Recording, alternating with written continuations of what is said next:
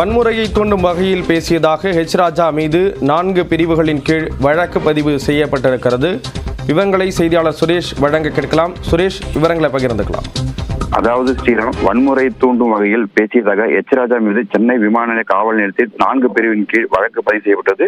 அதாவது சென்னை விமான நிலையத்தில் கடந்த 7ஆம் தேதி பாஜக ஒருங்கிணைப்பு குழு தலைவர் ஹெச் ராஜா செய்தியாளர்களிடம் பேசுகையில் தமுக தலைவர் ஜஃபருல்லா மற்றும் திருமாவளவன் ஆகியோர் தேச விரோதிகள் 2 பேரையும் கண்காணிக்க வேண்டும் என பேசியிருந்தார். இந்த நிலையில் வன்முறை தூண்டும் வகையில் பேட்டியளித்ததாக கூறி ஹெச் ராஜா மீது நடவடிக்கை எடுக்க வேண்டும் என மனிதநேய மக்கள் கட்சி சார்பில் சென்னை விமான நிலையத்தில் புகார் அளிக்கப்பட்டது. புகாரின் அடிப்படையில் தற்போது இது சம்பந்தமாக வழக்கு பதிவு செய்த குறிப்பாக 192 கலவரத்தை தூண்டுதல், 196 வன்முறையை தூண்டுதல் முயற்சி மற்றும் 353 பொய்யான தகவலை பரப்புதல் என 4 பிரிவின் கீழ் தற்போது வழக்கு பதிவு செய்யப்பட்டுள்ளது ஹெச் ராஜா மீது.